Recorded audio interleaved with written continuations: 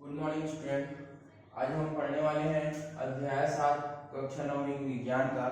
इसमें है पाठ है बहुकोशिकीय संरचना ऊतक। इसमें बहुकोशिकीय संरचना ऊतक के बारे में पढ़ रहे हैं। तो इसमें हम लोग सबसे पहले ऊतक को जान लेते हैं।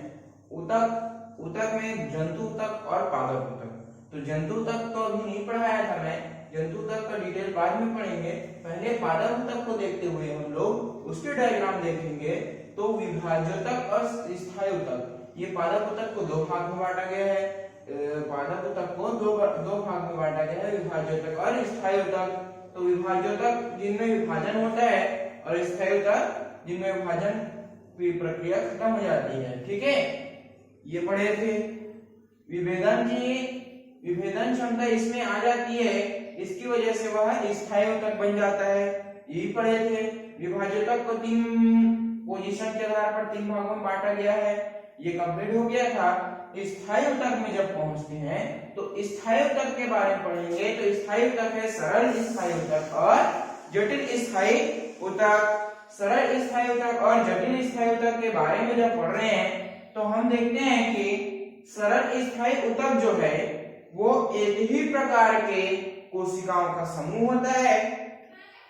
सरल स्थायी ऊतक एक ही प्रकार की कोशिकाओं का समूह होता है, जबकि जटिल स्थायी ऊतक जो है वह बहुत सारे प्रकार की कोशिकाओं का समूह होता है। एक प्रकार की कोशिकाओं का समूह ये सरल स्थायी ऊतक कहलाएगा, जबकि जटिल स्थायी ऊतक क्या है, बहुत सारे प्रकार के कोशिकाएं का समूह होगा। ठीक है, अब इसमें देखते हैं सरल स्थायी ऊतक में 3 भागों में है और जटिल स्थायी ऊतक को 2 भागों में बांटा गया है। तो सरल स्थायी ऊतक में पैरेन्काइमा, कोलेन्काइमा और स्क्लेरेन्काइमा, ये तीन भाग इसके हैं। और जटिल स्थायी ऊतक के क्या हैं, फ्लोएम और जाइलम, ये कल भी बताए थे। इसके बाद हम ये कंप्लीट कर लिए थे विभाज्योतक। अब पढ़ते हैं स्थायी ऊतक। तो इसके बारे में आज पढ़ेंगे। तो स्थायी ऊतक में पहला है सरल स्थायी ऊतक और सरल स्थायी ऊतक में हम पढ़ेंगे पहला पैरेन्काइमा। क्या पढ़ेंगे, पैरेन्काइमा। तो पैरेन्काइमा जब देखेंगे तो पैरेन्काइमा में है इस प्रकार से, पैरेन्काइमा जो है ऊतक जो है स्थायी ऊतक है, ये भी सरल स्थायी ऊतक पैरेन्काइमा जो है वो कोशिकाओं का समूह होता है। और इनमें जो कोशिकाएं होते हैं वो गोलाकार तो नहीं कह सकते, अंडाकार होते हैं। ठीक है, अंडाकार के कोशिकाओं का समूह होता है। और देखना अंतराकोशिक स्थान होते हैं इसमें, जैसे कि हर कोशिका के बीच में एक स्थान गैप है। देखो यहाँ दिख रहा है आपको कि अगर मैं यहाँ पर 2 कोशिकाओं को ऐसे बनाया, 3-4 कोशिकाएं बना दी, तो यहाँ बीच में जो गैप है, ये गैप है, उसको बोलेंगे, क्या बोलेंगे, यहाँ पर अंतराकोशिक स्थान बोलेंगे। कोशिकाओं के बीच का स्थान जो गैप है, तो यहाँ पर रिक्तियां स्थान जो है अंतराकोशिक स्थान पाया जाता है। ठीक है, अब देखते हैं कोशिका भित्ति इनकी क्या होती है, पतली होती है। कोशिका भित्ति पतली होती है। और देखना सभी कोशिकाओं जीवित रहती है। इनमें कोशिकाएं क्या रहती है, पैरेन्काइमा की कोशिकाएं जीवित होती हैं और इनमें रिक्त स्थान पाया जाता है। और इनमें रिक्त स्थान पाया जाता है। फिर से देख लेते हैं, पतली कोशिका भित्ति वाली होती है पैरेन्काइमा और इनकी सभी कोशिकाएं जीवित होती है। इनमें अंतराकोशिक स्थान होता है, इनका आकार अंडाकार होता है और इनमें रिक्त स्थान भी पाया जाता है। इतना 4 लाइन बोल दोगे तो पैरेन्काइमा के लिए एक सफिशिएंट रहेगा। ठीक है, पर्याप्त है। अब देखते हैं इसके कार्य, देखते हैं पैरेन्काइमा के कार्य। तो क्या है पैरेन्काइमा के कार्य, पौधों को सहायता देता है, पौधों को सहायता प्रदान करता है। प्रकाश संश्लेषण की प्रक्रिया पैरेन्काइमा के कारण होती है। और पैरेन्काइमा में क्लोरोफिल पाया जाता है और उस क्लोरोफिल के कारण प्रकाश संश्लेषण की क्रिया होती है। और उस क्लोरोफिल के मौजूदगी के कारण इस प्रकार की जो पैरेन्काइमा की ऊतक होती है उसको क्लोरेन्काइमा भी कहते हैं। क्लोरेन्काइमा ये एक विशेष है जो जिसमें क्लोरोफिल पाया जाता है उस प्रकार की पैरेंकाइमा को क्या कहेंगे? क्लोरेनकाइमा कहेंगे। अलग नाम हो गया ये क्लोरेनकाइमा। ठीक है, जिस प्रकार के पैरेंकाइमा में क्लोरोफिल पाया जाता है उसको क्या कहेंगे? क्लोरेनकाइमा कहेंगे। ठीक, अब बताओ आप लोग पैरेंकाइमा की वजह से ही आपको प्रकाश संश्लेषण की क्रिया हुई, और जब कुछ पौधों को आप लोग पानी में तैरते हुए भी देखते हो तो पौधों में उत्प्लावन भी होता है। ठीक है, पानी में डूबता नहीं है वो पत्तियां उनकी पौधों की, तो वो किसकी वजह से होता है? वो भी पैरेंकाइमा की वजह से होता है कि उसमें तैरते रहते हैं पानी में पत्ते, उत्प्लावन की उसमें गुण होता है, वो गुण भी पैरेंकाइमा की वजह से होता है। और जिस पत्तों में या जिस पौधों के पत्तों में जो उत्प्लावन के गुण होते हैं, जिस पैरेंकाइमा में उत्प्लावन के गुण होते हैं उसको क्या कहेंगे? एरेनकाइमा कहेंगे। क्या कहेंगे उसको? एरेनकाइमा कहेंगे। अब इनके कार्य में मुख्य रूप से और क्या होते हैं? पोषक पदार्थ व जल का संग्रह करते हैं, संग्रहण करते हैं। पोषक पदार्थ व जल का क्या करते हैं? संग्रहण करते हैं। एक बार फिर से देख लीजिए इसको, उसके बाद आगे बढ़ते हैं। पैरेंकाइमा कंप्लीट हो जाएगा पूरा। देख लीजिए, अंतराकोशिक स्थान होता है, पतली कोशिका भित्ति होती है, जीवित कोशिका होती है, रिक्त स्थान होता है, और ये क्या करता है? मुख्य रूप से पौधों को सहायता प्रदान करता है, प्रकाश संश्लेषण, तैरने में मदद करता है, और क्या करता है? पोषक पदार्थ व जल का क्या करता है? संग्रहण करता है। ठीक है,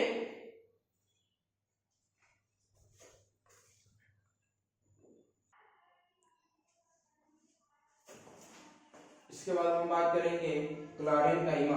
क्लोरेनकाइमा के बारे में बात करेंगे, तो इसमें कॉलेनकाइमा के बारे में बात करेंगे। पहले हम बात करेंगे पैरेंकाइमा के बारे में बात किए, अब बात करेंगे कॉलेनकाइमा के बारे में। किसके बारे में बात करेंगे? कॉलेनकाइमा के बारे में। तो इसमें देखेंगे, यह जो होती है ऊतक, इसकी कोशिकाओं की जो समूह होती है, इनमें कुछ कोशिकाएं गोलाकार, अंडाकार या षड्भुजी भी पाई जा सकती है। ध्यान रखना, इनकी कोशिकाएं गोलाकार, अंडाकार, ये लंबी या षड्भुजी पाई जा सकती हैं। ठीक है, और देखना इनका जो रिक्तियां है, इनमें जो रिक्तियां होती है उनमें ज्यादातर सेल्यूलोज का जमाव होता है। देखना यहाँ सेल्यूलोज है, सेल्यूलोज का जमावट होता है, और ये ध्यान रखना सेल्यूलोज का जमाव होता है इनकी रिक्तियों में या इनके आजू बाजू, पूरे कोशिकाओं के आजू बाजू। ठीक है, अब देखना ये कोशिकाएं क्या रहती है? ये कोशिकाएं रहती है जीवित कोशिकाएं रहती हैं। ठीक है, ये कोशिकाएं क्या रहती हैं? जीवित रहती हैं, और अंतराकोशिक स्थान बहुत कम होता है। क्या होता है इसमें? अंतराकोशिक स्थान जो है बहुत कम होता है, क्योंकि यहाँ सेल्यूलोज का जमाव होता है, इसलिए उसके कोशिकाओं के बीच का जो स्थान है वो बहुत कम होता है। अब देखना लंबे तथा अनियमित ढंग से सेल्यूलोज का जमाव भी क्या होता है? अनियमित ढंग से होता है इसमें। ठीक है, तो लंबी तथा अनियमित ढंग से कोनों पर मोटी होती है। तो देखना इधर बहुत सारी कोशिकाओं अगर, तो इनमें सेल्यूलोज का अगर जमाव होता है, लंबी लंबी कोशिकाएं हैं, इनमें सेल्यूलोज का जमाव होगा, तो इनकी जो कोशिकाओं के बीच को छोड़कर अगर कोनों को देखा जाए तो इनके कोने क्या होंगे? थोड़े अनियमित रूप से लेकिन मोटे होंगे। सभी समान तो नहीं कह सकते, लेकिन कुछ कुछ कोशिकाओं के, ज्यादातर कोशिकाओं के कोने जो है मोटे होंगे। ठीक है, तो वही बोल रहे हैं लंबी तथा अनियमित ढंग से कोनों पर मोटी होती है। अब देखना ये पाया कहाँ जाता है? एपिडर्मिस के नीचे पर्णवृत्त में पाया जा सकता है, पाया जा सकता है। तो पर्णवृत्त एपिडर्मिस किसको बोलेंगे? तने, तने को देखते हैं, तो ये तने हो गए, तो तने के जस्ट नीचे मतलब अंदर एपिडर्मिस इसको बोला जाता है, इस भाग को एपिडर्मिस के नीचे बोला जाता है। तना जब हो गया कोई पौधे का, तो उस तने में भी पाया जाता है, अगर समझोगे तो। इसको एपिडर्मिस को और अच्छे से क्लियर आगे जब पढ़ेंगे तो करेंगे। तो देखना एक इसका जगह याद रखना, कहाँ पाया जा सकता है, तो एपिडर्मिस के नीचे पर्णवृत्त में पाया जा सकता है। ठीक है, और क्या होता है, ये यांत्रिक सहायता प्रदान करता है ना। इसका कार्य क्या हो जाएगा, कॉलेनकाइमा क्या करता है, यांत्रिक सहायता प्रदान करता है, ये जीवित होता है, जो कोशिकाएं की होती है वो जीवित कोशिका होती है। और देखना ये लचीलापन देता है, पौधे को क्या देगा, लचीलापन देगा। और देखना आप लोग कुछ पौधों को ऐसे खींचते हो, झुकाते हो जमीन में, तो कुछ पौधे क्या होते हैं, टूट जाते हैं, लेकिन कुछ पौधे क्या होते हैं, झुकाने के बाद जब छोड़ोगे तो वो वापस खड़े हो जाते हैं। ठीक है, तो वापस अपने स्थान पर चले जाता है। तो क्या हो गया, इस पौधे को झुकाओगे तो ऐसे आएगा, फिर वापस चले जाएगा, तो लचीलापन देगा। किसकी वजह से देगा, कॉलेनकाइमा की वजह से देगा।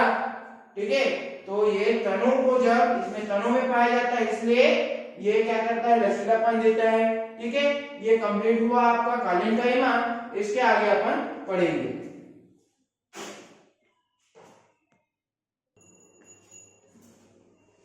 अब आ जाते हैं हम स्क्लेरेंकाइमा के बारे में पढ़ने के लिए। तो सरल स्थायी ऊतक में आखिरी वाला जो है स्क्लेरेंकाइमा, इसके बारे में जब देखेंगे तो ये क्या होता है, ये क्या होता है, लंबी होती है और पतली कोशिकाओं का समूह होता है। ये ठीक है, लंबी और पतली कोशिकाओं का समूह होता है। और ये ध्यान रखना, इनकी कोशिकाएं मृत होती हैं। क्या होती हैं, मृत कोशिकाओं का समूह है स्क्लेरेंकाइमा।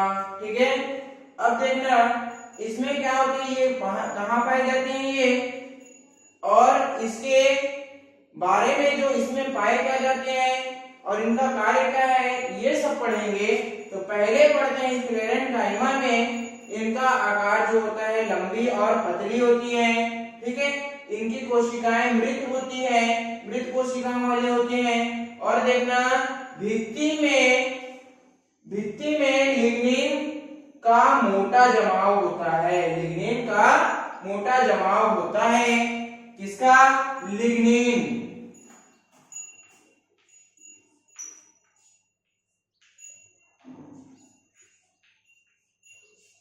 लिग्निन का मोटा जमाव होता है।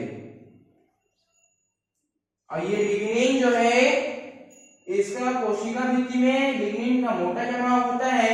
और ये लिग्निन जो है सीमेंट का कार्य करता है, कोशिका को दृढ़ बनाने के लिए, मजबूत रखने के लिए क्या करता है, सीमेंट का कार्य करता है। भित्ति में लिग्निन का मोटा जमाव होता है। लिग्निन कोशिका को दृढ़ बनाने के लिए सीमेंट का कार्य करता है। ठीक है, और आखिर देखना कोशिकाओं के भीतरी आंतरिक स्थान नहीं होते या अंतर्रिक्तियां स्थान नहीं होता इसमें, कोशिकाओं के बीच देखो नहीं दिख रहा है, और इसमें लिग्निन जमावट रहता है, तो और भी इसका स्थान अंतर्रिक्तियां नहीं होती। ठीक है, अब देखना तनों में संवहन मंडल के समीप पत्तों के सिराओं में बीज व फलों के कठोर छिलकों में पाया जाता है। अब देखना स्क्लेरेंकाइमा पाया कहाँ जाता है, तो ध्यान देना स्क्लेरेंकाइमा में क्या चीज का जमावट होता है, तो लिग्निन का जमावट होता है। याद रखना लिग्निन का जमावट स्क्लेरेंकाइमा में होता है। और ये क्या करता है, कहाँ पाया जाता है, तो तनों में पाया जाता है। और तनों में पूरी तरीके से नहीं पाया जाता, तनों में पाया जाता है और संवहन मंडल के समीप पाया जाता है। अब संवहन मंडल किसे कहेंगे, तो इसके बारे में बताएंगे। जो पदार्थ का संवहन करता है उसको संवहन मंडल कहेंगे। और ये जाइलम, फ्लोएम और कैम्बियम ये मिलकर संवहन मंडल बनाते हैं, जो पदार्थ को एक जगह से दूसरे जगह जहां पर उसका कार्य है वो क्या करता है, संवहन करता है, उसको पैकेट बनाकर पदार्थ को दूसरी जगह पहुंचाता है। ये क्या कहलाता है, संवहन मंडल कहलाएगा। इसके समीप पाया जाता है पत्तों के शिराओं में पाया जाता है बीज व फलों के कठोर छिलकों में, बीजों व फलों के कठोर छिलकों में पाया जाता है। ठीक है, तो ये कहाँ पाया जाता है, क्लियर हुआ।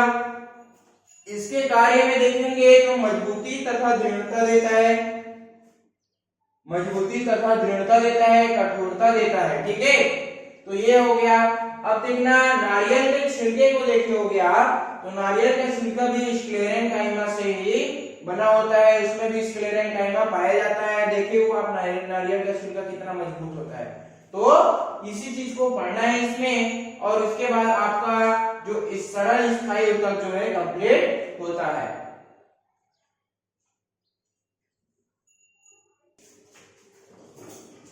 अब आ जाता है सरल स्थायी ऊतक कंप्लीट हो गए। जटिल स्थायी ऊतक में अपन दो प्रकार के ऊतक देखेंगे, फ्लोएम और जाइलम। ठीक है, तो फ्लोएम और जाइलम जब देखते हैं तो इसमें क्या होता है, फ्लोएम और जाइलम ऐसे ऊतक हैं जो संवहन मंडल बनाते हैं। फ्लोएम और जाइलम संवहन मंडल बनाते हैं और भोजन और पदार्थों का क्या करते हैं, संवहन करते हैं। जैसे कि इसके नाम से स्पष्ट है, जाइलम और फ्लोएम। तो जाइलम से जल समझ लो, जाइलम को जल से याद कर लो जाइलम, और फल से याद कर लो फ्लोएम। ठीक है, तो जब जल से याद करोगे जाइलम को, ये याद करने का तरीका हो गया। तो जल और खनिज पदार्थों का संवहन करता है जाइलम। ठीक है, जल और खनिज पदार्थों का संवहन करता है जाइलम। और ये कैसे करता है, जैसे कि आपका एक पौधा हो गया, ये पौधे हो गए, तो जल का जब संवहन करेगा तो नीचे जड़ से करेगा है, तो ये इनका संवहन क्या होगा, ऊर्ध्वाधर ऊपर की ओर होगा। तो जल का संवहन ये नीचे से जड़ से लेकर ऊपर की ओर करेगा। ठीक है, और देखना, अब देखना इसको बोलते हैं जाइलम, जल और खनिज पदार्थों का संवहन करेगा। फ्लोएम फल से कैसे याद करोगे, फल की पत्तियों में, पेड़ के पत्तियों में प्रकाश संश्लेषण से जो क्या बनेगी, पत्तियों में प्रकाश संश्लेषण से भोजन बनेगा। ठीक है, उस भोजन को पूरे पौधों में पूरे तरफ सब तरफ पहुंचाने का काम कौन करता है, कौन करेगा, फ्लोएम करेगा। और जब पतझड़ वाले हो जाएंगे, पतझड़ आ जाएंगे, तो ये जड़ में जो भोजन इकट्ठा रहेगा उसको फिर पूरे पौधे तक पहुंचाने का काम भी फ्लोएम करेगा। ठीक है, तो ये इनका कार्य इस प्रकार होता है। इसमें और आगे देखते हैं तो जाइलम और क्या होता है, तो देखना जाइलम चार चीजों से मिलकर बना होता है, चार प्रकार के ऊतकों से मिलकर बना होता है, ट्रैकिड, वाहिका, जाइलम पैरेन्काइमा और जाइलम फाइबर। ट्रैकिड, वाहिका, जाइलम फाइबर और जाइलम पैरेन्काइमा। तो इनमें से देखना कोशिका भित्ति क्या होती है, मोटा होता है इनका, कोशिका भित्ति क्या होती है, मोटी होती है। और देखना अधिकतर मृत होते हैं। तो इसमें मैं बता देता हूं, ये जाइलम पैरेन्काइमा बस जीवित होता है, बाकी जो कोशिकाएं होती है समूह कोशिकाओं की, वो क्या होती है, मृत होती है। जाइलम पैरेन्काइमा कोशिका बस जीवित होती है। ठीक है, अधिकतर कोशिकाएं मृत होती है, जाइलम पैरेन्काइमा बस जीवित होती है। ठीक है, अब देखना इसका और इसमें देखना ट्रैकिड और वाहिका नली आकार कोशिका होती है। ये नली आकार कोशिकाएं होती हैं। ट्रैकिड और वाहिका जो होती है वो नली आकार कोशिकाएं होती हैं। और इन्हीं कोशिकाओं के अंदर ये जल और खनिज पदार्थों का संवहन होता है। ठीक है, इन्हीं नलिकाओं के द्वारा। अब देखना जल तथा खनिज लवण का संवहन इसके कार्य में आ जाएगा। कार्य क्या हो जाएंगे इसके, जाइलम के कार्य क्या हो जाएंगे, जल तथा खनिज लवण का संवहन करता है। पैरेन्काइमा जो होता है भोजन का संग्रह करता है। जाइलम पैरेन्काइमा क्या करता है, भोजन का संग्रह करता है।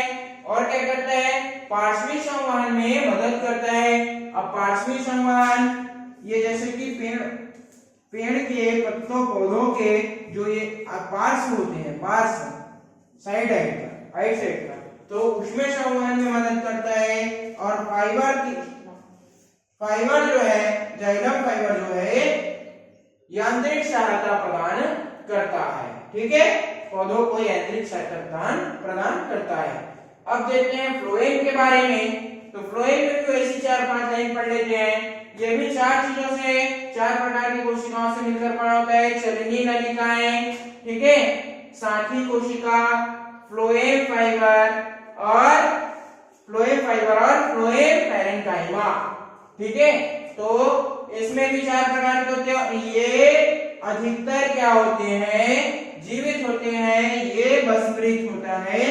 फ्लोएम फाइबर जो है भस्मरहित होता है, बाकी जीवित होता है। फ्लोएम फाइबर को क्या कहते हैं, रेशा, फ्लोएम रेशा भी कहते हैं। ठीक है, तो चलनी नलिका छिद्रित भित्ति वाली नलिका कोशिका होती है।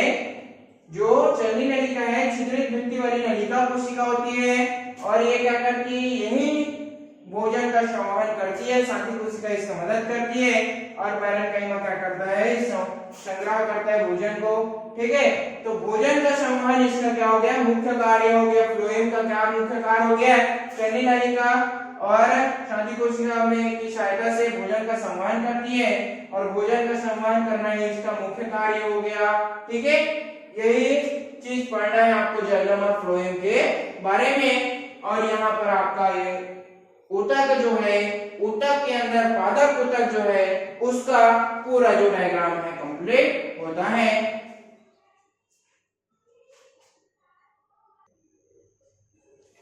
अब आप लोगों को एक बात बता देता हूं कि एपिडर्मिस, इस सब शब्द से हम लोग परिचित हुए।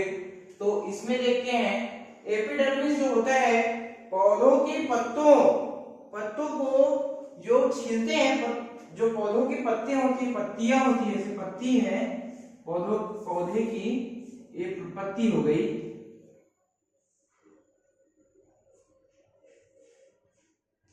तो इनकी पत्तियों को एक परत जैसे कि छील लिए आप, ठीक है, तो उस पतली परत अगर छीलने के बाद आपको उसको स्कोप से, माइक्रोस्कोप से अगर देखोगे तो उसकी जो संरचना इस प्रकार होगी, उसी को एपिडर्मिस कहते हैं। ठीक है, और देखना एपिडर्मिस क्या होता है, ये एक अलग प्रकार का, जैसे कि आपको बताया जाएगा। तो इसमें एपिडर्मिस जो होता है इसके अंदर आपके कोशिकाओं को, रक्षी कोशिकाएं होती हैं, ये आपकी कोशिका को रक्षा करता है। किसकी, जो पौधों की कोशिका की जो पत्ती है, उस पत्ती की कोशिका का क्या करता है, ये रक्षा करता है। इसीलिए मरुस्थलीय पौधों में मोटी एपिडर्मिस होती है। एपिडर्मिस क्या होती है, मरुस्थलीय पौधों में मोटी होती है, क्योंकि पत्तों को रक्षा करता है, पौधों को रक्षा करता है इसलिए। और देखना ऊपरी परत को क्या कहते हैं, क्यूटिकल कहते हैं, क्यूटिकल या क्यूटिन कहते हैं। ऊपरी परत को क्या कहते हैं, क्यूटिकल या क्यूटिन कहते हैं। इसका कार्य क्या होता है, रक्षा करना होता है। और इसकी कोशिका क्या होती है, कोशिका भित्ति मोटी होती है। इसमें क्या होती है, कोशिका भित्ति क्या होती है, मोटी होती है। और ये कोशिकाएं चपटी होती है। तो देखना इसमें कोशिकाएं चपटी होती है और इनमें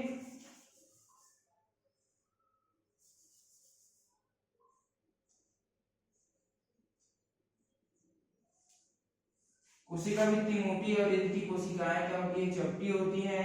तो इनमें क्या होता है, रिक्तियां भी नहीं पाई जाती। इसमें क्या होती है, रिक्तियां भी नहीं पाई जाती।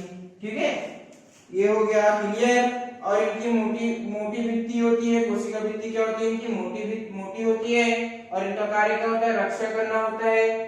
अब देखना इस संरचना के अलावा ये जो छोटी छोटी गोल गोल है, इनकी संरचनाएं इस प्रकार है कि ये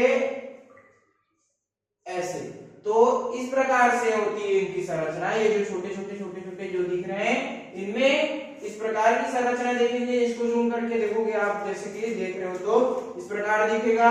ये क्या होता है, इसमें रक्षी कोशिकाएं होती है और इसको क्या कहते हैं, रंध्र कहते हैं या स्टोमेटा कहते हैं। रंध्र या स्टोमेटा कहते हैं। इसी की वजह से वाष्पोत्सर्जन की क्रिया होती है, गैसों का आदान प्रदान इसी की वजह से होता है। ठीक है, अब देखना इसमें जैसे कि गैसों का प्रदान है H2O, इसमें O2 CO2 इसका गैसों का आदान प्रदान होता है। इनमें एक छिद्र होती है और रक्षी कोशिकाएं पाई जाती हैं। ठीक है, इनके बारे में पढ़ेंगे। ये एपिडर्मिस है, इसके बारे में आप पूरा कंप्लीट पढ़ना है।